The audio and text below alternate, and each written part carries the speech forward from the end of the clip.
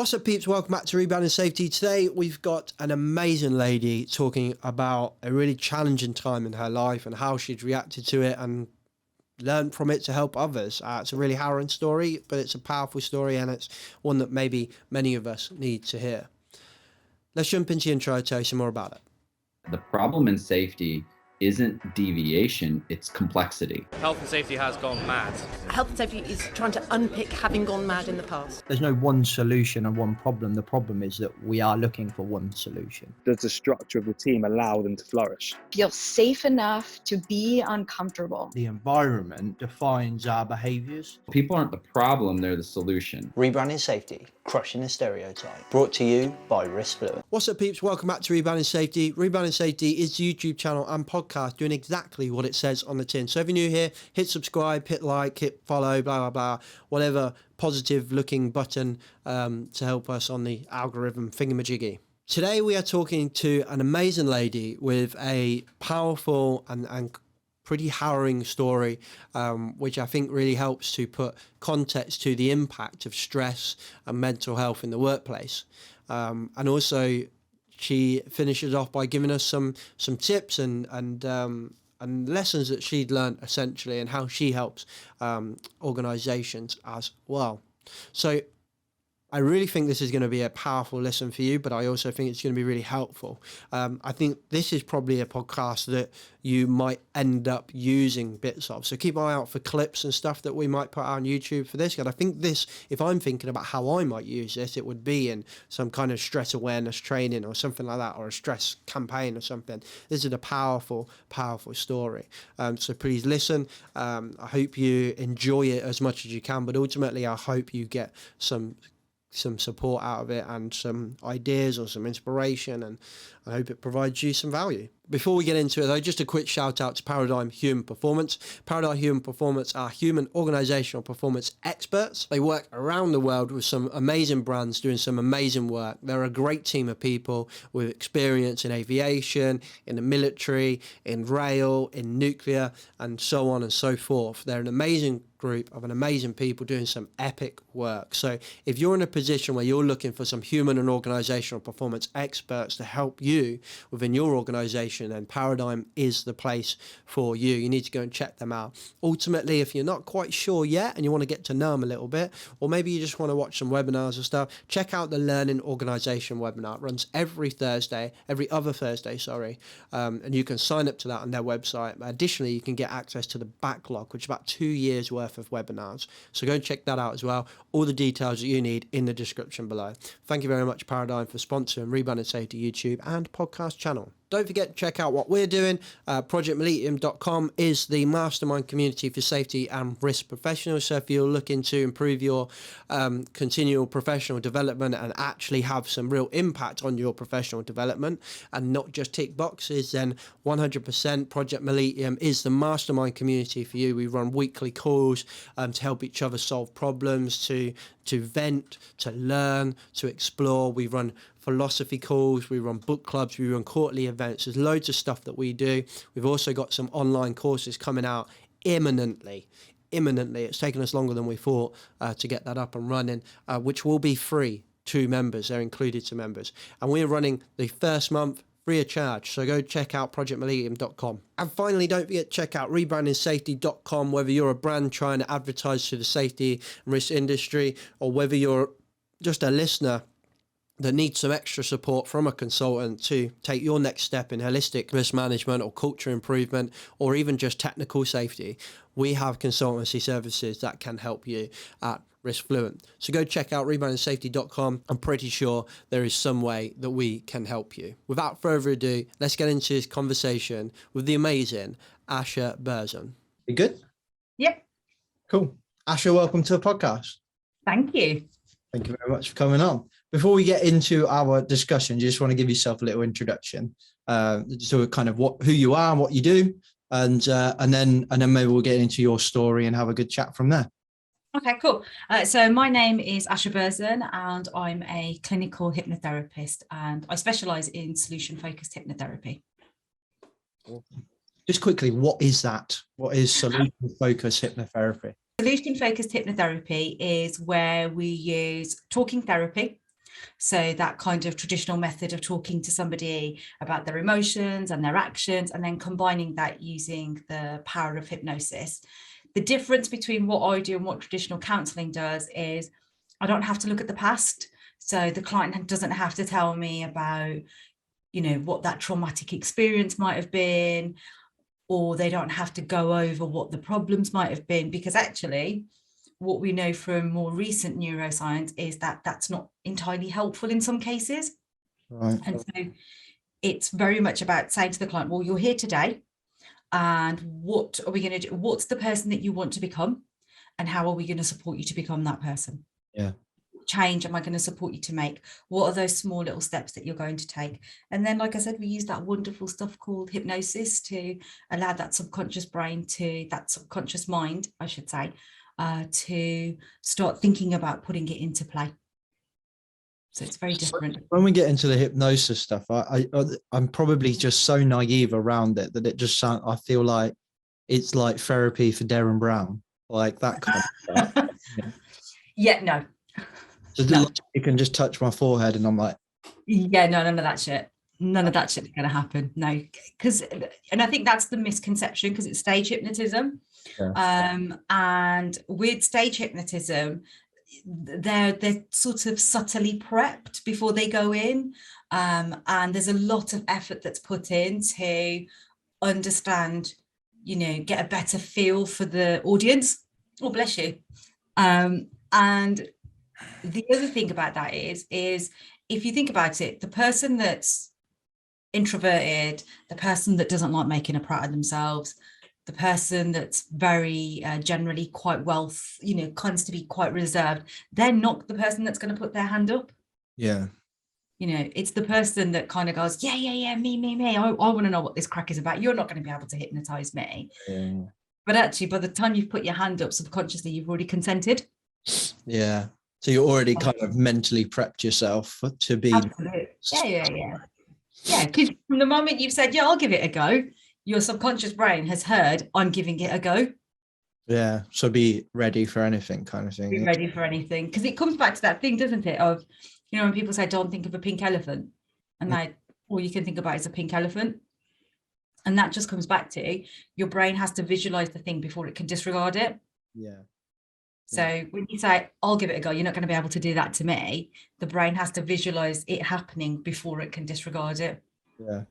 So It's fascinating when you, well, I love shit like that. Like it just, I love Derren Brown, if I'm honest. Like I think he's amazing. And I think there's a lot we can learn from him and those practices and like probably psychotherapy, as we'll find out today. But I remember listening, we were just talking about where I get my inspiration from with Joe Rogan. I was listening to him on the Joe Rogan podcast, and obviously Joe Rogan is a martial artist, so does sorts of loads of stuff around martial arts and stuff like that. And they ended up talking about self-defense, and Derren Brown was talking about, he was like, people don't understand how powerful the words can be when you know how to use them to make someone's brain react in a different way.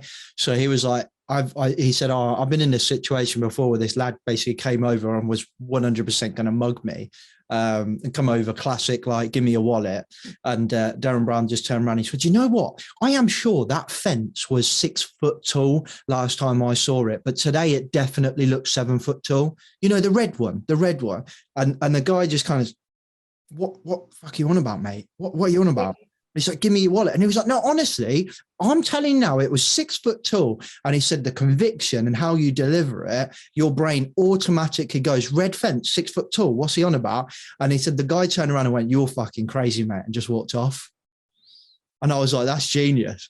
And that completely makes sense, doesn't it? Because if you think about it, in his head, he had gone over with an intention. And that intention was to rob him, to take his wallet. And so he's gone over with this real conviction that that's what he's going to do. But then he's rocked up, and he's, by using just something completely random, has broken his chain of thought. Yeah.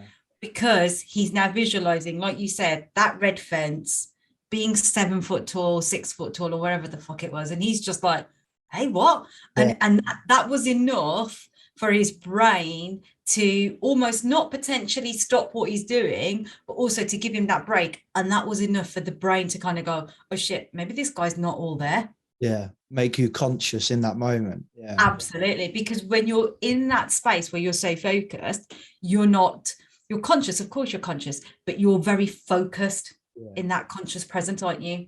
Yeah. And so by doing that, he's kind of thrown him, you know. So that's quite clever, actually. I quite like that. Yeah, I'll never forget it. I love little stories like that. I'll never forget it. Yeah. And you know, all the shows that he does as well, like, you know, I talk about it a lot in my work. Like, I'm like, has anyone of you watched Derren Brown? And most people are like, maybe a little bit, or you get the big fan like me, and they're like, yeah, love it. And like, you know, think about that. Like when he makes a guy push another guy off the roof. I don't know if you ever watched that one, but like he literally manipulates this guy into pushing this other gentleman or lady off the roof. And it is all just, it's kind of what we would call in safety or kind of resilience engineering would be like kind of normalized deviation. Really, it's like slight deviations from the rules. So he starts him off with just saying, you know, he starts him off by putting a person in authority. So and then by putting the doer, the main protagonist, I suppose, putting them down, so making them feel like, so it was little things like they turned up. He said, "Oh yeah, dress code is like is black tie," but everyone else was casual, or the other way around. So he feels like underdressed or overdressed. So he's already vulnerable, and then put him in a position of authority. Put this other guy in a position of authority over me, the protagonist, and then being like, "Oh, try these vegan sausage rolls. We shouldn't really because they're for vegans, but try them." So he's like, "No, it's all right." And he's like, "No, I know we shouldn't, but try it. And then, all right, fine. So he breaks one rule, and then the next rule gets a bit bigger, and the next rule gets a bit bigger. And the next thing you know, he's hiding a body, and then he's killing someone. And you're just like, what the? It is nuts. Yeah, and that's exactly the same at work. Yeah, and that's exactly it, isn't it? Because if you think about it, it's that boundaries, isn't it? Yeah. You're constantly testing and pushing the boundary. And if you were to say, "Oh, go out and kill someone," you'd be like, "What the fuck, dude? That's not me. That's not the shit. You know, that's not me. That's not what I do." Right. But like you said, what you're doing is you're really incrementally shifting his boundaries all the time. And by just doing that, then it becomes that normalized, doesn't it? You know, that's normal for me to do that. And actually, that's normal for me to eat those sausages when I probably shouldn't. And it's actually, you know, that's a little bit outside my comfort zone, but now it's justified. Yeah. I hate the quotation marks, but you know, it's justified. And so that's exactly how it can work. And there's a lot of prep work that would have gone into that as well, because obviously, you know, it's a show, so there'll be a lot of hypnosis that's giving him suggestions. Yeah, and they'd like hand selected people, so they did this other exercise where they did the behind the scenes about like how that, not behind the scenes, but he said like how they'd prepped it is how they selected people was really interesting. So they got them into this room with the interview process, and they basically had a room of actors. Because I said in theory, if you wanted to, if you had a massive budget and you were trying to create behaviors within the workplace, you could do this. So basically you go into a room and 6 people in the room, there's 7 chairs, 6 people of the chairs are full with people who are paid actors. And the 7th chair is me. I walk into the room. I'm not a paid actor. And then a bell rings and all the actors stand up. So I go, "Oh, maybe I should stand up then." Stand up, yeah. And then the bell rings and they sit down. And eventually they just keep going and gradually remove the actors. But whenever they got a candidate in the room that didn't follow the rules, they removed them immediately. They removed them from the equation because they didn't want a dissenter. They wanted people that conformed to society. Yes. So he kept people in the room that did that. By the end of the exercise, had no actors and 7 chairs of people that stood up and sat down to the bell. When that bell went. Yeah, that's exactly it, isn't it? Yeah, because if you think about it, our brain works best when there's no change. And so when we see a change and it's like, "Oh, crikey, okay, everyone stood up. Okay, then that's what I need to do," because we don't want to be different. Because from a survival perspective, back in the day, if everybody was running away say from a lion, we're not going to be standing around going, well, that lion's not real. We're going to follow the crowd, aren't we? And that's how we conform, you know, and they are the ones then who are going to be, I wouldn't say more susceptible, but they are the ones that you then have the ability to start pushing those boundaries, you know, and start doing that. That's what I am. Anyway, we didn't come in to talk about Derren. And I sent us down a little rabbit hole there, so my apologies. But I'm good. I'm all up for that. I love this shit like that. I could just chat about it all day. Right. Do you want to tell us how you got into doing what you're doing now? Asha, that'd be interesting. Do you want me to give you the whole story, or do you want me to give you it in bits?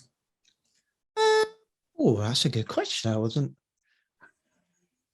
I think let's start off with the whole. You probably thought I should have thought about this, but I think let's go in with you're going to tell the whole story. And if I decide to interrupt you and ask a question, I'm just going to do that anyway, because I'm terribly rude. That's fine. I'm all good with that. So I worked for an organisation for about 17 years. And I went into the organisation straight out of uni. It was something that I'd always wanted to do. I will say it was in the criminal justice field, but obviously because of everything else, I won't mention where and what it was and everything else. Sure. So I worked in the criminal justice field, and I did that for about 17 years, and I absolutely loved my job. There was like, I fucking loved it. I really believed in it. I was really proud of it as well. You know, it really meant something to me. And then I got an opportunity to take up a management post back in sort of 2009. And it was completely away from all my family and friends. And I decided that's what I was going to do. I wanted to change. So I left. So I left where I was living at the time in the Midlands, and I moved down to the Southeast. Took up this post. And like I said, I love my job. So how do I put this? We were really successful at what we did. We were really good at what we did.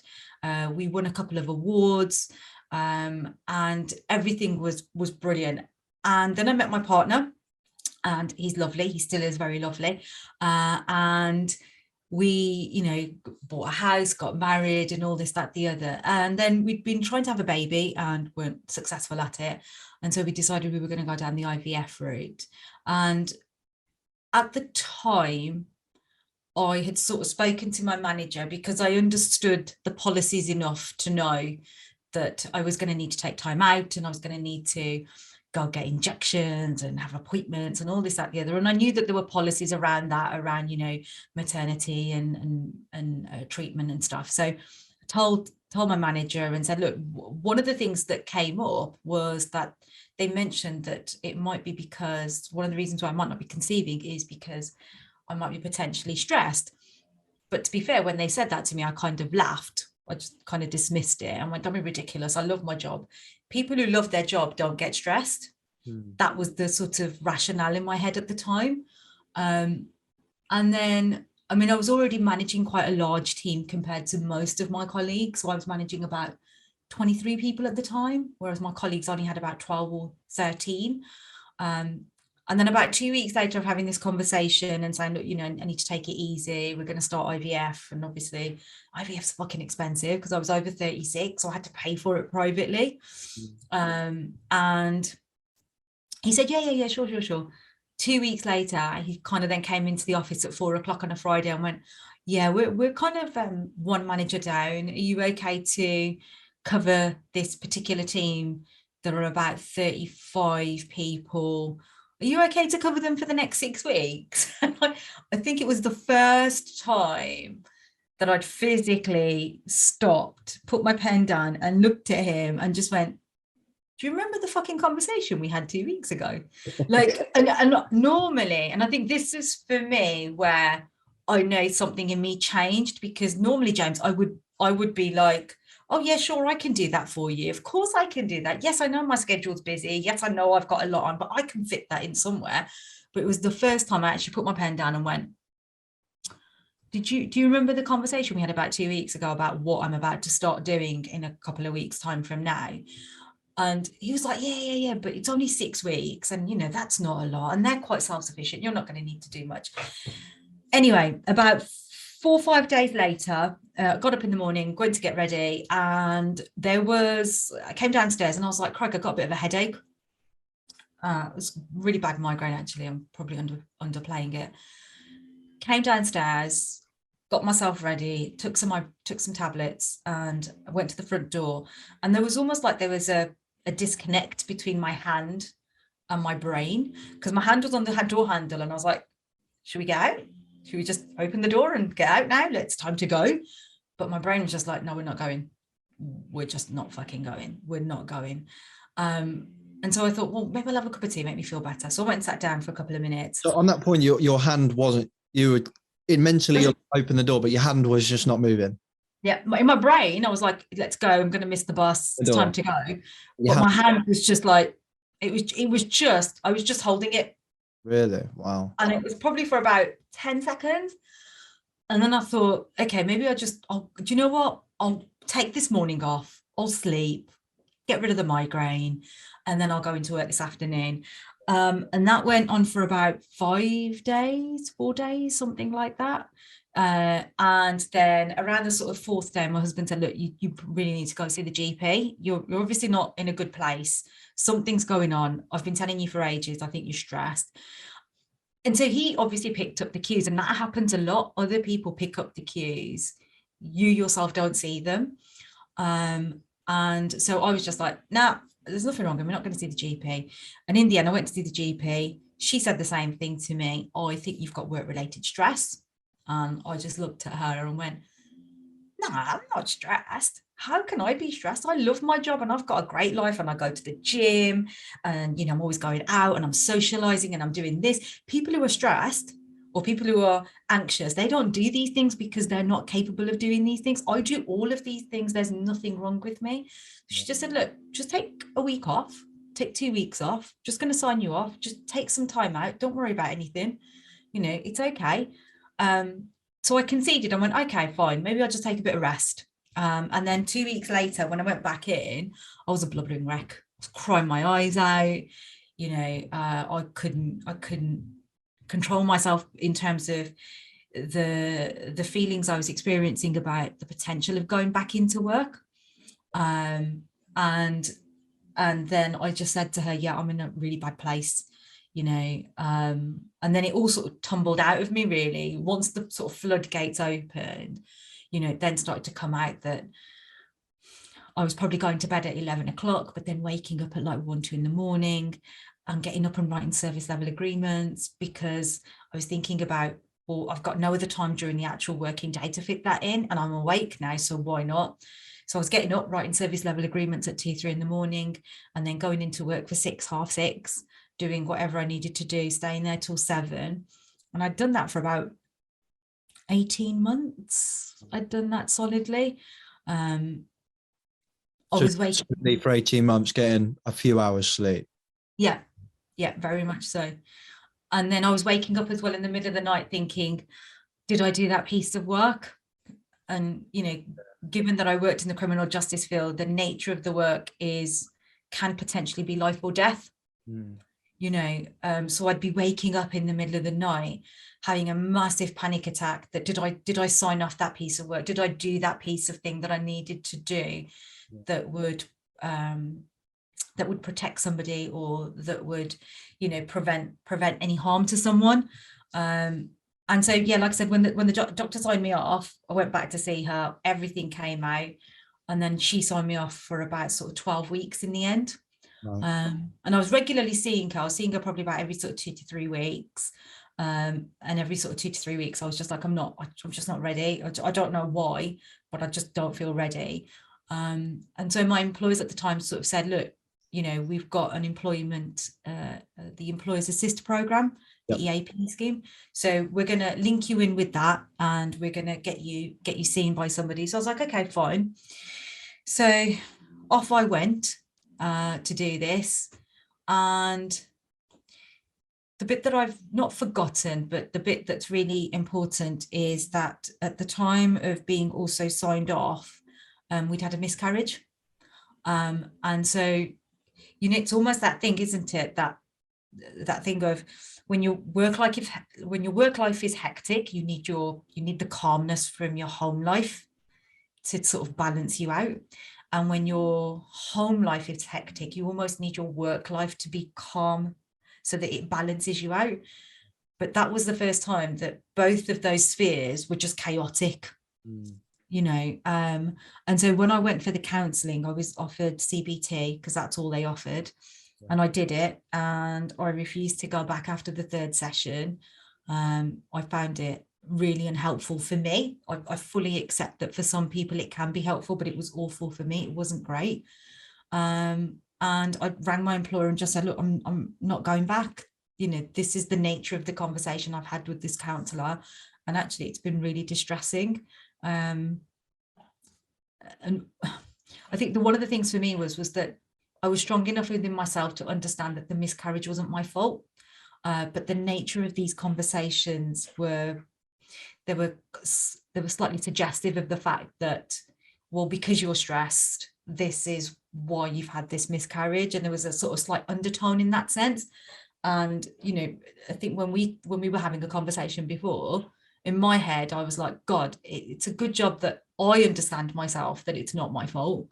But, you know, if anybody else was in that place where they were blaming themselves, they weren't feeling that strong, and they were even more vulnerable than me, you know, that would have been absolutely devastating.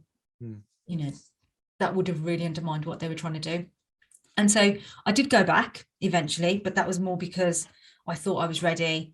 I thought I wanted to get back to work and, you know, be productive and all of those sorts of things, rather than I was ready to be back at work.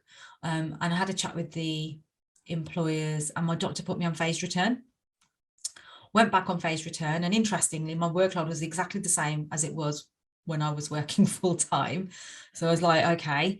And they asked me to do something that I didn't agree with. And so I decided not. When I spoke to the GP said that's ridiculous. And so she agreed to sign me back off again. And then we started this communication about going part-time instead. And then when I did go back after about sort of 5.5 months, 6 months in the end, I'd gone from this really busy, really purposeful, really meaningful job for me. I went from this really meaningful job to then being in this part-time role where I didn't really have any responsibilities. Nobody really knew what I was doing. I didn't really know what I was doing. And I almost became like this extra body that was in this organization. Sorry, I touched the microphone there. I became this extra body that was in the organization that was just picking up the slack, you know. It become kind of transactional in a way instead of meaning. Yeah, transactional in that I was just picking up stuff that other people couldn't do, but it just, I'd gone from having lots of goals, you know, lots of targets. This is what we're going to deliver. This is how it needs to be delivered, planning it, scheduling it, speaking to staff about it, doing it, to then all of a sudden being in a situation where I was doing none of that. You know, then it was just like, I had this office, somebody would knock on my door and go, oh, can you please cover this for me? Or can you please do that for me? And it was really heartbreaking, you know, because like I said, I really, and I still do really believe in the organization, and I love, you know, what they stand for and what they're trying to achieve, you know. And so for me to have spent sort of at that point, sort of 16 years being so committed to it, I felt like they kind of had just chewed me up and spat me out, you know. And then I did fall naturally pregnant during that 6-month period as well. And just to clarify, because I think that's really important point, and I know you fell pregnant in the 6-month period that you were not at work. Right. And that was the first time when everybody else had been saying to me I was stressed, the doctor, my partner, my family. I was going, don't be ridiculous. I cannot be stressed because look at all these things I'm doing. And then when I had that downtime, I fell naturally pregnant. And it was the first time I really understood, hang on a minute, you know, there really is this connection between what I'm experiencing mentally and what's happening for me physically. And that was not through IVF. No, that was natural. So you'd gone X amount of months / years thinking you just can't fall pregnant. There's something wrong between yourself or your husband or whatever, but something's not working there. So we're going to go IVF. Yep. But then you took 6 months off work and you naturally fell pregnant without IVF. Without IVF. And that for me was really powerful, because that was the first time I then started to realize, you know, I've had these breakdowns, I've cried, you know, and I've questioned, what am I doing, what this is about. But this is the first time I really understood how much my body had shut down. You know, because I was a massive gym fanatic. I went to the gym sort of like 4 times a week, you know, me and my partner, we used to love going to the gym. So we used to make it like a couples thing. We went to the gym, we used to go and chill in the sauna. We were always running about doing stuff, but it just never occurred to me that I really needed that downtime to switch off, to let that adrenaline and cortisol drop. And I was just constantly in that zone, or it was just really normal. So then we felt naturally pregnant. And then I think I told you, my little one decided he was going to come a little bit early, substantially early. But before he arrived, I decided to have some hypnotherapy, because I was so petrified of miscarrying again, that I wouldn't even tell people I was pregnant. I didn't tell anyone. I just went into baggy clothes, and I was so scared that I didn't tell anybody. And then I started hypnotherapy, and that really helped me to kind of just get over it. And the week that I started to tell people, oh, by the way, I'm 6.5 months pregnant, about to be 7 months pregnant. And everybody was like, oh shit, you've got a bump. And I was like, yeah, it's not because I'm a fat git. It's a baby. But because I'd been wearing such loose clothes, and then all of a sudden I'd rocked up one day in a dress that, you know, you could see the curve of the bump. Everybody was like, oh shit, you're pregnant? And I was like, yeah. And I'm like nearly 7 months pregnant. And they were like, what? Yeah. And it literally was like that. And that was the week I told everybody. And that was the weekend I went into labor, because that's just fucking Sod's law. But the hypnotherapy all throughout really helped me, because you know how we've just been talking about the whole Derren Brown thing, about understanding the words that you're telling yourself, understanding where you're focusing your energy. You know, and for me, I was focused on the fact that they've told me this baby is coming, so there's sweet FA I can do about it. So I need to do everything in my power, A, to hold on to hold on to him for as long as I can. And B, when he does arrive, I'm not going to have fucking time to sit around wallowing. I'm not. I'm either going to have to enjoy every moment, because he, you know, we don't know if he's going to be staying. So I need to do everything I can to enjoy every moment. And at the same time, I need to do everything that I can to make sure he gets that best care and attention. And, you know, I'm really thankful for the team. Am I allowed to say where he was born? Yeah. Okay. At the Royal Berkshire Hospital. And it was the Buzzcott unit, which is the special care baby unit. And honestly, James, I cannot thank them enough for everything that they did. Not just for looking after him, but also looking after us. You know, just, you know, because as you can imagine, when my son was born, I could measure him from here to here. Oh my God. And he was about 1 kilo. Blimey. I think he was 1 kilo 55 at the time when he was born, and I was so scared. And when they dealt with him and did everything they needed to, they said to us that you can come up after about 3 hours and see him, and they let me hold him. And I was so scared, because he was so fragile. Yeah. You know, he's like a broken doll. Yeah. You know, he was so fragile, really floppy, you know, and it was just like, it was really scary. But they let me put him on my chest, my bare chest. Oh, bless. But yeah, so I mean, kind of going off a little bit, but you know, just to clarify, your boy is with us now, isn't he? He is. He's 7. He's amazing. He's probably one of the most gentlest and funniest souls that I've ever been blessed to know. So yeah, he's an absolute gem. He's a real star. And yeah, so then I just decided, you know what? After he was born, I had a real reality check, and it was like, oh, I don't need to go back there. And the thing that did it for me was all throughout, when I was in hospital after he was born, when I was, in and out of the hospital looking after him, because he had to stay in intensive care for 3 months. Not once did a colleague or my line managers get in touch to check in on me. Not once.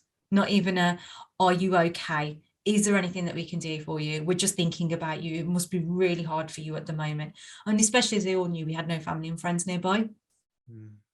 And so that was the time where I realized this organization just really doesn't give a shit. Yeah.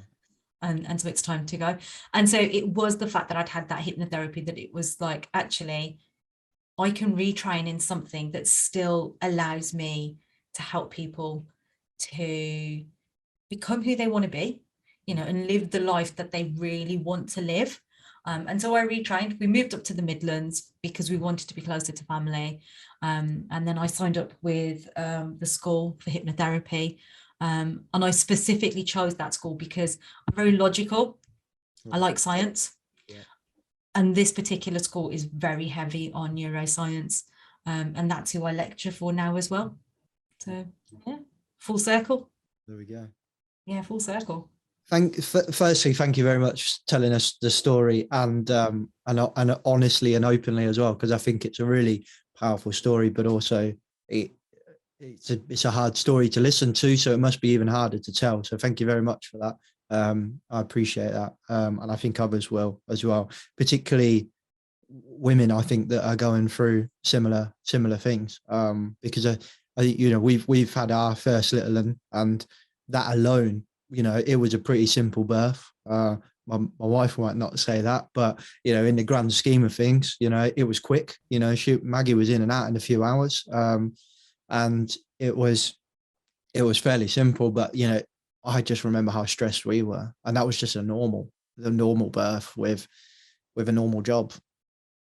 And what's really interesting, James, is actually the number of, I think when people think of post-traumatic stress disorder, they assume it's going to be war veterans or people on front line. Actually, the highest rate of post-traumatic stress disorder actually comes from childbirth. It doesn't surprise me. Yeah, completely. Because if you think about it, the person that you love is potentially, giving birth. And then on top of that, you've got the baby that you've already got an attachment to as well. Yeah. It's kind of a bit of a soapbox for me, because it is uber hard for a woman to give birth. Like it is just unbelievable, and my hat goes off to every female in the world that ever gives birth. It is just the pain that I saw in the face of my wife. I was just like, wow, this is the strongest thing I've ever seen anybody do, and I have the utmost respect for anyone that gives birth.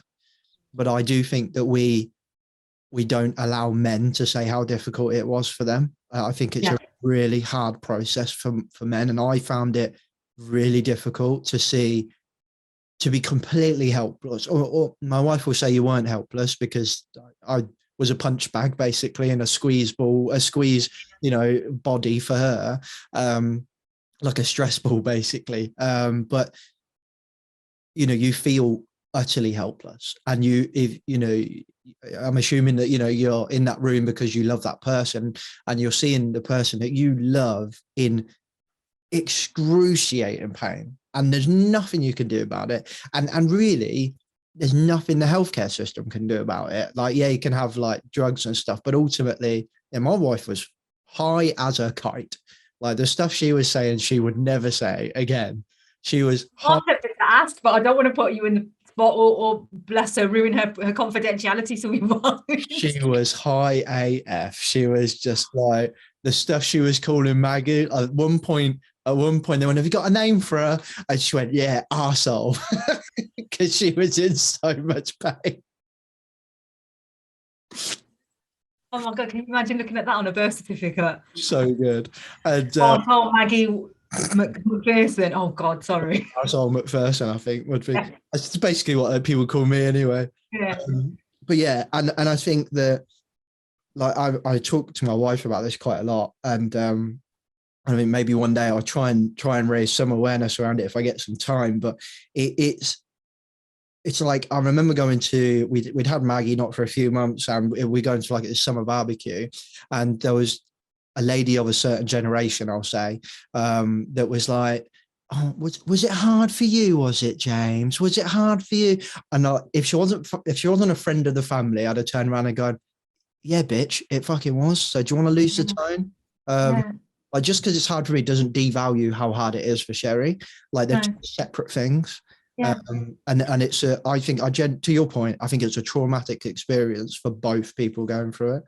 And I think that's the thing, isn't it? You know, so I'm sorry that, you know, your other half, I've forgotten her name, Sherry, bless her, had a really tough time during birth, and you know, it doesn't have to be painful, which might kind of sound like what, but actually, as humans, that's how we're designed to give birth.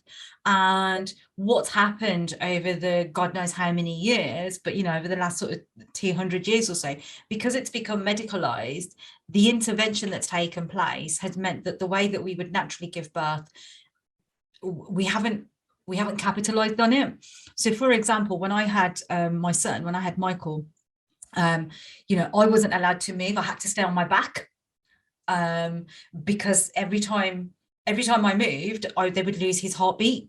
Yeah. And obviously with everything that was going on, they needed to make sure they had his heartbeat. Now I've got, I fractured my coccyx many years ago. So as you can imagine, lying on my back for 4 days solid, by about day 2, I was crying because I was in so much pain. But for me, my brain understood I had to override the pain, deal with the pain and accept it, because they needed to make sure he was okay. And that's what I was going to do. But sort of going back to that point, that, you know, there's a real thing, isn't there, that just because one person's, 2 people can be in the same room and have very different experiences and still come away with, like you said, you know, different types of trauma, you know, from the event. But, you know, like I said, I'm really sorry that Sherry had a tough birth, because it actually doesn't need to be. Yeah, she did fun. We did a lot of hypnobirthing stuff prior. Some stuff worked and some stuff didn't. And I think you know, each to their own. Absolutely. And I think that's really important, because, you know, I know of people who have done hypnobirthing and they've had a fantastic experience. And then equally, I've known of people that haven't had such a great experience with it as well. And I guess that's like with any form of hypnobirthing, isn't therapy. But when you're doing that kind of intervention, it's gonna depend, isn't it? I don't want to get too much into a conversation on this, because it kind of moves away from where we're going, but I do think it partially become a bit too commercialized, in my opinion. Like, I looked at a lot of the stuff that Sherry, like, so we were both doing this kind of course together through a very popular lady. There's like one lady who's like the biggest hypnobirth lady. I know who you're talking about. Yeah. And you know what, fair enough. She she's good at her job and stuff, but I was kind of like, what she tried to do through this course that we did, it was kind of like an introduction to hypnobirthing. Like, I think it needed to come with a caveat to say, this is not enough for you to go and do it yourself. I don't know. That was just my opinion. Like, looking at it, basically what they were teaching is similar to like mindfulness and Buddhism and stuff like that, is kind of accepting the pain, dealing with the pain and breathing and just, you know, I remember that from mindfulness stuff I did, you know, they say, hello, fox. And even though you're the rabbit and the fox is a threat, you say, oh, hello, and just accept that's what it is. And that takes years of training, years of training. And we did a few months of a course, and I was just like, I thought it was a bit dangerous, in my opinion. But you know what, Sherry, if it wasn't for the breathing, I think that we learned through that. Yeah. I think that really helped. I think that helped Sherry a lot through that. Yeah. But I don't want to go into a hip. Yeah, no, absolutely, because that's not what we need to talk about. But yeah. But what I did want to touch on a couple of things from your kind of story, and one thing that keeps coming up to me was the importance of really building relationships with your team. So I would kind of define your situation at work as kind of like high functioning stress and anxiety. Like, you're still doing your job, you're still smashing your goals, you're still smashing your objectives. And I think traditionally managers have this, not just managers, I think generally everybody, most people have this common misconception that stress is just, if I'm stressed or anxious, I'm I'm depressed in a corner and I'm just crying all the time. I'm not functioning properly. I can't go to work. So I don't think the system is educated enough to pick up the fact that you were smashing all of those KPIs, but to the detriment of your own health. And I think the importance for me is understanding that a manager and an employee, the relationship there is vital. And like I talk at it from a point of view when I'm working with clients. I talk to it from a point of view of like, you know, where's your unknowns? If you haven't got a good relationship with your employee now is an unknown. But if you have a good relationship, what's going on in that person's personal life now becomes a known, and you can now acknowledge whether it's a risk to your organization or not. Absolutely. And I think from that, no, I was just going to say, sorry, like from that point of view, like how much of a difference do you think it would have made if you had that close personal relationship where we didn't do the thing that we do so much now, which is separate personal and professional? They're two completely different worlds. No, they're not. Like, do you think that would have made, particularly on your return to work, I think that would have made a massive difference. I don't know what your thoughts are around that. Yeah, absolutely. And I think I think there's a couple of elements in that. The thing about the high functioning anxiety, completely agree. Yeah. Because the way the high functioning anxiety works is that you're a people pleaser. That's me. You're very conscientious. That's me. You're somebody that follows the rules. That's me. You're somebody that thrives on other people's praise. So your validation doesn't come necessarily from yourself. That comes from other people. That used to be me. And so it's one of those that when you're in that situation as a high functioning person, you will do everything that you can to maintain the status quo and say, actually, look at how good I am and what I'm capable of doing, because there's an element of that imposter syndrome in there, you know, and so there can be that kind of correlation between the two. And I think the other thing for me is, which I didn't think of at the time, but it came to me afterwards as I started to get better and start looking after myself, was, you know, where the hell have I got this from? And actually it comes from the conditioning that I grew up with, you know, which is, my parents always taught me, you respect your elders, you respect authority, you know, you do everything that you're supposed to do, that your manager asks, because you be a good employee. And so there was this kind of cultural conditioning, and I'm going to use cultural really loosely because family dynamics are very different in different families. And, you know, so when I talk about culturally, I mean my family culture, you know, and the generation. Well, caveat. Yeah, absolutely. It has to be in there. The two generations above me were people that worked on the market. So my dad, my granddad, you know, they all worked on the markets, but my uncles, they all went to uni. Yeah. And my auntie went to uni in the 70s. And so, you know, that was really unusual, you know, in the late 70s, early 80s. And so there's that element of that conditioning. So yes, when you're high functioning, unfortunately, that also then means there's a lot of masking, because you're not that person that's going to ask for help. No. Because you don't want to then be seen as a failure, because you people please. Yeah. So not only are you taking on more work, but you're now pretending that everything is okay. You know, so it's very difficult, I think, potentially for line managers to be able to then see that. And I think that's where, as an organization, it's about understanding, what does this person's work stream look like versus how many hours they're physically trying to work, you know, because my line manager was signing off my timesheet every month. He could see I was coming in at 6, 6:30. He could see I was staying till 7, 7:30. So that in itself would have been enough to evoke a conversation. Yeah. What's happening here, Asha? What's this about? You know, turn this around, but you know, what's this about? Why are you coming in so early and, you know, staying so late? What's going on? Yeah. You know, so I think, yes, there is that. And yes, I think absolutely, you know, when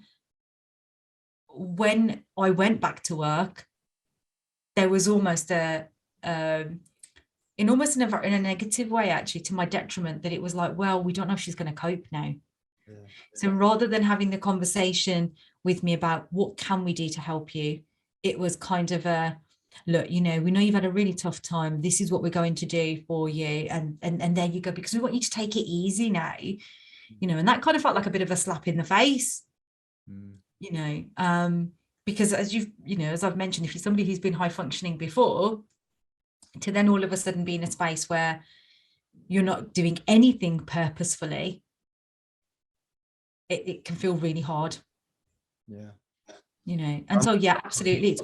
Oh, sorry. Look. No, just because my camera's going to die, so I need to change the battery. So okay, cool. No, that's okay. Sorry. And just normally we don't need to do that, but I was on a call this morning with this, so that smashed that battery as well. Right. I'm on a 2 battery cycle. One gets charged, the other one's in the camera. That's the way to do it. Yeah. Well, you can buy a battery that plugs in, so you don't have to do that, which is my next investment.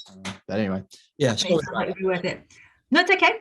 So so that, from an employer's perspective and an employee, line manager, CEO, managing, and actually I want to also make that point that I was a line manager, and it's not just about me, and it's not just about the employees, because employees are across all grades, and so the CEO deserves as much care and as attention as the kitchen porter or the admin staff, whereas I think generally we tend to work on the basis that when we think of staff, we're thinking about operational staff. Yeah, definitely. And I think that can sometimes get a bit lost, because that's how it felt for me, that I was like, well, I'm a line manager and I have to be a certain way, I have to take all this on and I have to be seen to be doing all these things. So absolutely, with employers, they should be learning more about them and doing what they can to support them. I think another thing as well that comes from that is that the importance of, like, I have this really annoying thing that I say every single day that people seem not to pick up on yet.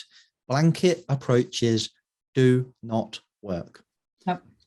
Like, so, and particularly when it comes to people. And honestly, if I sit in one more meeting where we're talking about mental health and the only solutions we've got are blanket approaches and let's get some mental health first aiders, and I'm not devaluing mental health first aiders, I think they're very good things. And I think more organizations should have them. However, they are not the solution. They are first aid. So you wouldn't go, hey, the HSC have just turned up and we want to talk about safety at work. And you go, oh yeah, cool, we've got some first aiders. You wouldn't do that for safety, would you? But that's what we're doing for mental health right now. But anyway, that's a really good analogy, actually. I really like that. It's the same thing. And it just, I was in a meeting with a load of quite senior bodies in Northern Ireland. And that was all they're talking about, mental health first aiders. And I said, look, if we turn, I said the exact same line, if we turned up in a company and we're doing nothing for safety other than first aid, what would you say? I'd say, well, we're in breach of the Health and Safety at Work Act. I said, yeah, so why are we only talking about mental health first aid now? We need to be talking about the systems, the environment that we're creating that is causing this stress. But anyway, I think to kind of come to that point, I think it's really important, and this is what I try to do with customers and clients, is to take a people-centered approach. And people think that sounds really hippy-dippy and really hard and really chaotic, because people are chaotic and messy and we're all different. But ultimately, it's just understanding that person. What's the risk to you? What's your personality like? So we can tell that Asha's a people pleaser. We know she's going to hit all of those goals. So the stress indicators for Asha are going to be completely different from someone who's got different cultural background, different personality traits, and so on and so forth. I think that's really important. Yeah. I think that's really important, because this blanket approach is just ridiculous. It's no different if somebody was to, fall over and we all go, oh, look, they've definitely broken their leg, but we've got no idea where they've broken it, how they've broken it, and what's the best way to fix it. Yeah. Do you know what I mean? Oh, we'll just stick a cast on because that's the best thing to do. Well, no, it's fucking not, because actually it might need surgery because it's splintered and there's a risk that there's going to be an infection. So it's about businesses starting to understand that, number one, a blanket approach is not going to work. And yes, that might mean that you need to change the way that you do things, but all progress is built on change. And we cannot continue with this approach of, oh, we have an EAP scheme, so sorry, that's where you go and that's where you need to be seen. And if it doesn't suit you, well, tough, you'll have to pay for it privately, you know. And I think I really, I have to take a really deep breath sometimes when I go into business meetings, and I kind of get, oh, we have an EAP scheme and that's what we're going to be offering. And it's like, and we have the mental health first aider, because I have the same issue that you do. Because anecdotally, actually, the impact that they've had on in terms of preventing mental compromised mental health is actually negligible. It's very, very minimal. So for the amount of money that's been invested in this rolling out of mental health first aiders versus the outcomes, the output, the consequences, the results, marginal. Yeah. Absolutely marginal. I think there's such a great irony in it when we're like, right, what's our solution to stress at work? Oh, we got an employee assistance program, and we've got mental health first aiders. Okay, cool. So why have you got them? Oh, because if somebody gets stressed, we want to give them help. Okay, cool. Are you acknowledging that you stress them out then? Is that what you're saying? You are causing that stress. Well, no, I just feel like we should do it. So you should do it. So you're just doing it for compliance, or are you doing it to reduce stress? Which one is it? And I could tie people in knots with stuff like this. And we come back to the point where we go, because ultimately what you're doing is you're doing what you think is right. And there's nothing wrong with that. There's nothing wrong with that. I respect that you've acknowledged that you need to do something. And I respect also that what you've done is just look at what everybody else is doing and gone, let's do that. That's what we should do. And I also respect that I think a lot of people won't admit it, but they're really scared of dealing with this. I think they look at stress and they're like, and I remember being there myself. I remember being on my first safety qualification and a very stuck up, naive young man, and saying, I don't understand how we're gonna deal with stress. I don't think it's fair to ask an organization to deal with stress. I remember saying that, and I will never ever forget the gentleman that was who was a senior position for the police force in that area, and turned around and said, we have a duty to manage this, because he said, I've got one detective at the moment who's running a child abuse case, and the two children in this particular case that he is running are two twin young blonde girls, and he has two twin young blonde girls. So he has to be able to do that job and completely disconnect those two worlds, and then go home and not be so stressed out, and look at his daughters and be able to love them and not think of that.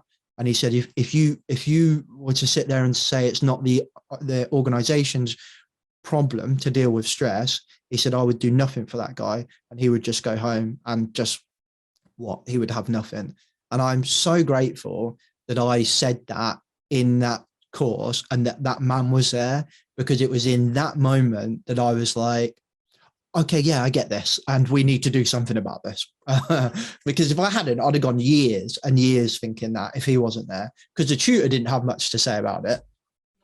And I think it goes back to that point that you made earlier about, you know, we don't leave our personal lives at the door. Mm. And for some of us, when we come home, and especially with all this home working shit that's been going on, we don't leave work at work either. You know, we know that rates of burnout have gone up by something like 221% over these last 18 months, since sort of last March. You know, we know that rates of domestic abuse have gone up by 40%. We know that grooming of children online has gone up, you know. So we've got all these things that as parents or carers or as single people that we're trying to manage at the same time while trying to remain effective at work, you know. And I mean, I went to a networking event yesterday, and there was an organization, and they were talking about mental health in the workplace. And one of the ladies' questions was, and it just reminded me of what you were saying, was, well, you know, what's stopping an employer from dismissing somebody who's burnt out and stressed and getting new staff in? You know, why not just do that? You know, what's stopping them from doing that? And sort of, bless them, they're answering the question, but I don't think she necessarily got what they were trying to convey to her. So I said, look, if you don't mind, is it okay if I answer? I said, look, ultimately there is something that's in that work culture, the way that's been set up. It's the work culture, it's the work stream, it's the way that they might work, it's the policies that they might have in place. Whatever it is, it sounds like there might need to be a complete overhaul in that situation, a proper person-centered assessment of what's going on, because essentially all that's going to happen is that person who's skilled and experienced will leave. Okay, never mind the human costs to them. We'll talk about those in a minute. But in addition to that, the new member of staff's going to come in. They're going to get skilled up. They're going to get experience. But all that's going to happen is that same level of stress is going to hit them at some point. Yeah. And what then's going to happen is they're going to leave again. And so we're going to get caught up in this vicious cycle. So that's why organizations absolutely have a duty of care to ensure that they are doing whatever they can to manage that stress. And, we know, you and I know that companies that do, I wouldn't even call it the extra mile, but companies that treat us like humans, that treat their employees like humans, they are going to get that person staying with them longer because they're going to remember, if you think about everything I just told you about what happened in my story, the thing that then made me realize I needed to leave was the fact that no fucker rang me, texted me, checked in on me to see if I was okay or to see if my baby was still alive. Yeah. Now that, to this day, all throughout that story, I was fine, right? But that now is making me angry and emotional. But the rest of it, I was okay telling you, but that's the difference. They lost 17 years of experience, all that training, all that additional work they had put into me. They lost it. Yeah. And I think it's such an interesting point, because I think a lot of the time, and I think we see symptoms of this as well on LinkedIn. Like, how many times do you see the LinkedIn police come out and be like, I don't want to see a post about your personal life, please. This is a business platform. And I'm like, dude, if you haven't worked out that they're one and the same, then you got a fucking long way to go. Because, and I'm worried for the people that you employ. If you think it's that clear cut that I can just disconnect from home and come to work and focus, because it doesn't work like that. And I think that you can see that on LinkedIn. And so therefore, it still exists. But ultimately as well, like, I understand that I think some and I've helped organizations through this exact problem. People have personal issues that can impact the workplace, that can be out of control of the workplace. And I think that's important to acknowledge. And I think that you as an organizer, how I would kind of help an organization if I was doing it, and I'd be interested on your thoughts, is, okay, step one is let's look if we're contributing to the problem. Let's try and find out if we're making this worse, because if we are, this poor guy or girl is really having a bad time, right? Two, well, probably zero would be, do we even know about this stuff? Do we have the relationships with these people, with our employees, to actually know, for them to say, I'm having real problems at home and it's impacting my work? We might not even know that, but let's assume we do know that. Are we contributing to the problem would be point one. Point two would be, okay, we're pretty comfortable with where we are. And within that process, I think we're talking to the person. We're trying to find out if we're making it worse. It's important that we're doing it with them, that it's a collaborative approach, I think. And then I think the next point to say is, how far are you willing to take this as an employer? Like, I would say to a customer, how far are you willing to take this? Because if this is a personal issue and it could impact your workplace, it's up to you. Like, you can really make the decision right now. Am I going to invest in this person? Am I going to pay for therapy because they probably can't afford it? Am I going to try and help them with this to keep them?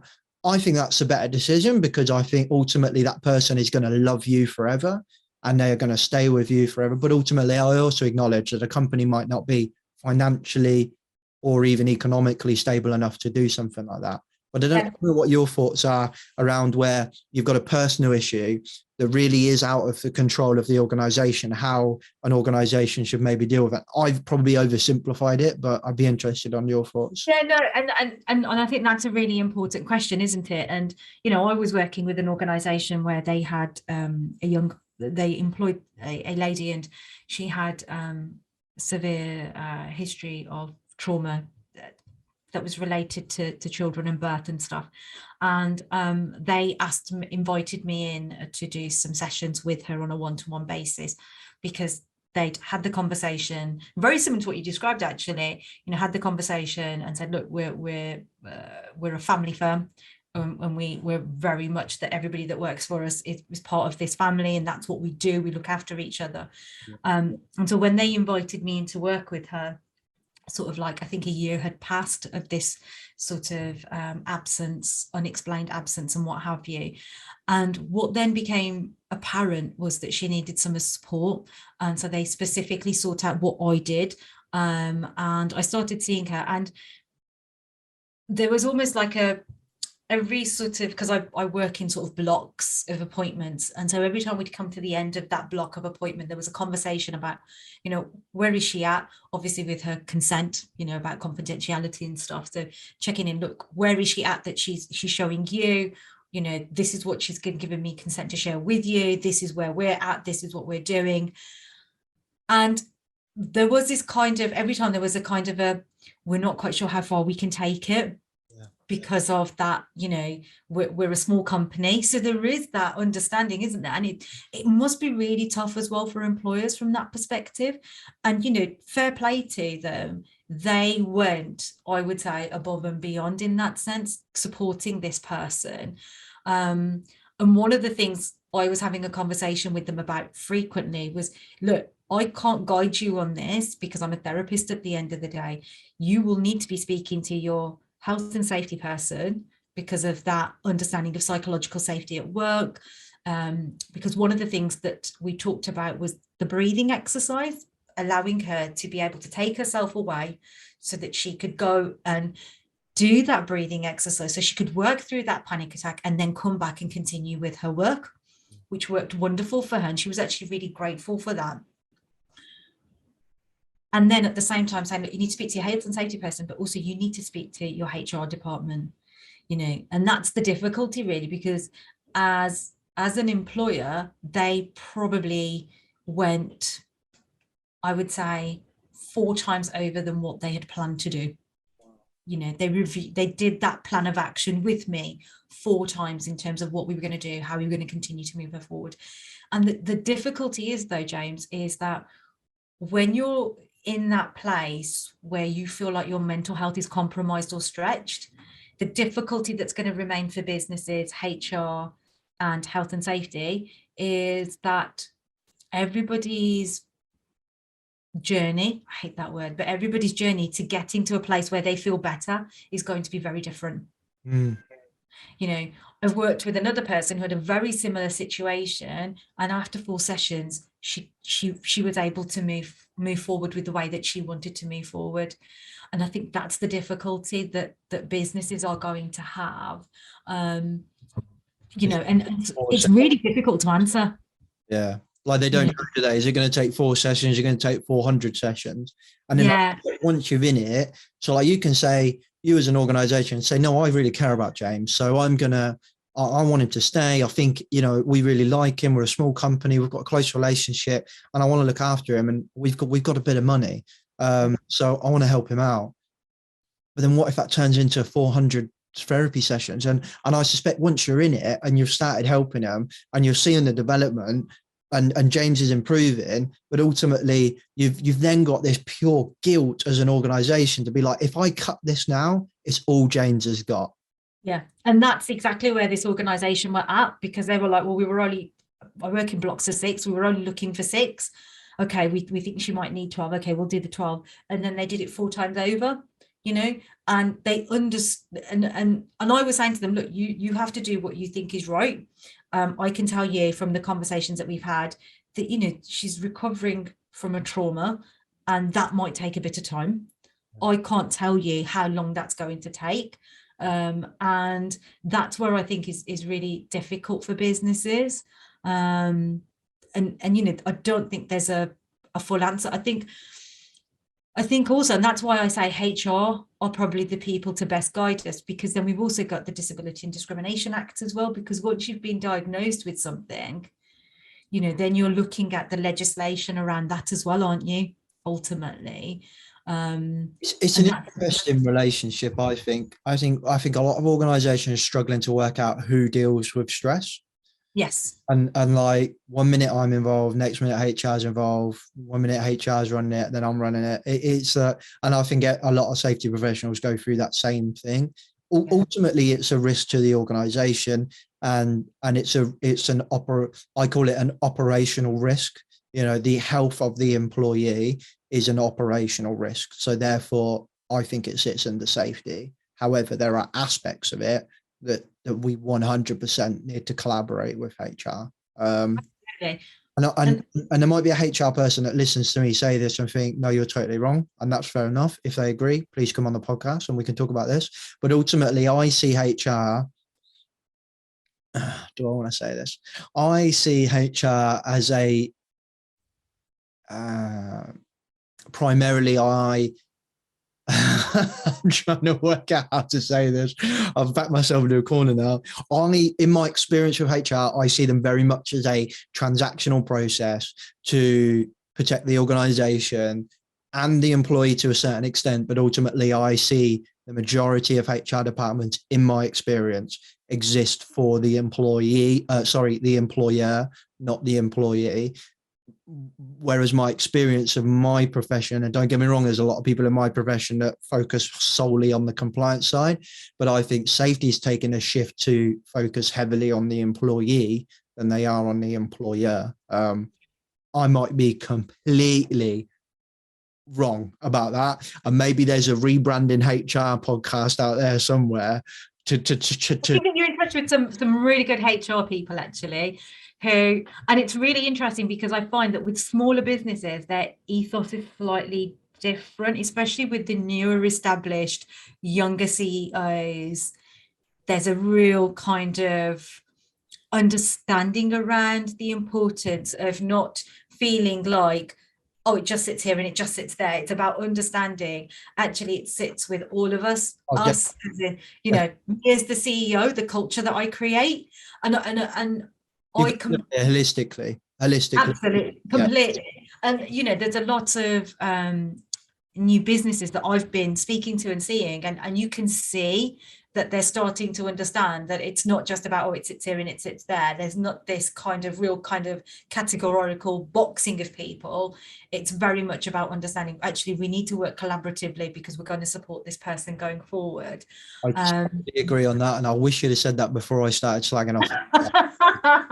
No, that's all good because we have different, we do, don't we? And we have different businesses. We have those much more older and established businesses who are the ones, as we said, tend to sort of kick back against recognizing that stress happens in the workplace and people will bring their stress from outside into the home. But, we are not, it's a completely different, it's going to be a potential Pandora's box, but we haven't even taken into account people working from home. Yeah, and we definitely don't have time to get into that. That's why I said it's a completely different Pandora's box, isn't it? That's episode 2 of Asha. Yeah, no, definitely.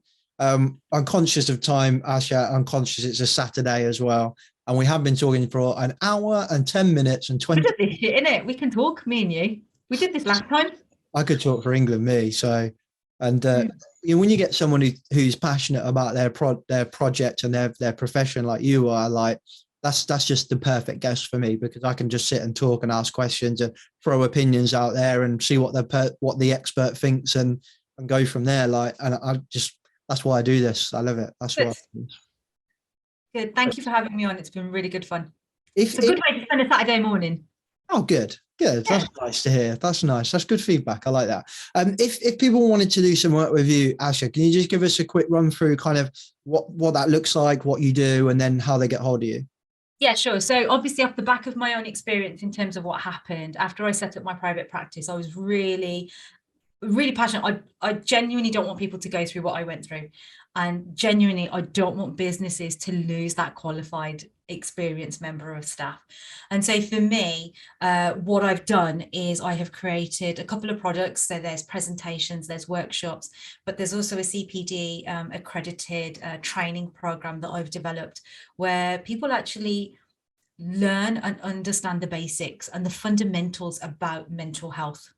Because if you can start to understand what your stress cues are, if you can understand what it looks like when you're not coping, you have the ability then to start putting the things into place to start looking after yourself.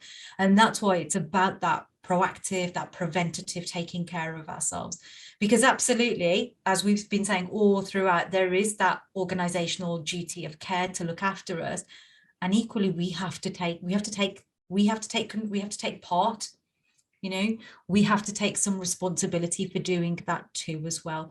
And so I run, like I said, workshops, I do short presentations, and I do CPD accredited training. And then for those employees who, unfortunately, that presentation or that workshop isn't enough, they need that one-to-one support, then I also do one-to-one hypnotherapy for them as well. So I'm very much person-centered or business-centered. So usually I go in and say to them, look, what's going on? And off the back of that, it's really interesting because sometimes I'll ask them, have you had more people signing off because they've been experiencing lots of muscle ache or IBS, or they're talking about chest pains, or they're talking about migraines or not being able to sleep? Because not everybody's going to go to the doctor and get themselves signed off. It can be those symptoms of high functioning anxiety, generalized anxiety, you know, all of those kind of indicators that suggest our mental health is compromised and stretched. And so if people can start saying, well, actually, I have been having more migraines, and actually I have been waking up, and yeah, I've been a right cow to my other half lately, you know, or I'm always screaming at the kids and I hate it when I do. You know, it's just those little cues that if you can learn what they look like, you're able then to start putting that work into place and really focusing on it. And like I said from the beginning, everything I do is based on neuroscience. So I can explain to you how that works, why that works, and why it's really important for us to be able to do that for ourselves. Awesome. And best way to get a hold of you would be your website? Yeah, either through the website or just drop me an email. Do I need to send you my details, or do I say them here? Because you can say them here and send them to me, and I'll put them in the description for everyone. Cool. So my email address is asha@inspiredtochange.biz. Still can't get used to saying it because it's weird. And yeah. And yeah, so you can drop me an email, or you can head over to the website, which is www.inspiredtochange.co.uk. Would it be? Yeah, I'm guessing so. Okay. I don't know, because you don't have to type it, do you? Normally you just copy, edit and paste it and stick it in. Yeah, well, you just put inspired and then it comes up for you anyway. Yeah. That's true. Whatever it is, we will put it in the description for everyone anyway, so they can go and click on that. But thank you very much, Ash, for coming on. No, thank you. Thank you so much for your time. It's been brilliant. Thank you, James. I really appreciate it. Oh, thank you. It's been a good chat, actually. I really enjoyed it. Okay, peeps, I hope you enjoyed that conversation. Like I say, it was a powerful and kind of harrowing conversation and harrowing story, and I'm really sorry that Asha had to go through that, but ultimately she came out the other end, she'd learned from it, and she's now helping others do amazing work. So if you want to work with Asha, don't forget to check out her details in the description below as well. Hopefully you can use this content in your journey, whether it be personal or professional, to either help yourself or help others. If you are struggling, please reach out to somebody, come and drop me a message. I'll happily chat with you completely free of charge. We'll just chat and whatever you need. And if you want some other support, what we'll do is we'll find some free of charge stuff like Mind and stuff like that, and we will put links in the description as well to a couple of helplines that can help you out. Before you leave us, don't forget to check out Paradigm Human Performance and the amazing work they're doing if you're looking for a human organizational performance, and don't forget to check out the Learning Organizational webinar as well. Don't forget to check out Project Mollitiam to get your first month free. There's code in the description, there's codes on the website. Don't forget to check out Rebranding Safety. There's loads of stuff we've been doing, but this year we've just launched our consultancy service, so if you're looking for some help there, go check out that as well. Drop me a message or an email at james@rebrandingsafety.com. I'll catch you next week. Safe. The views and opinions expressed in this podcast are those of the host and its guest and do not necessarily reflect the position of the companies. Examples of analysis discussed within this podcast are examples only based on limited and dated open source information and should not be utilised in real life as the only solution available. Assumptions made within this analysis are not reflective of the position of the companies. No part of this podcast may be reproduced, stored, or transmitted in any form or by any means, mechanical, electronic, or otherwise, without prior written permission from James MacPherson.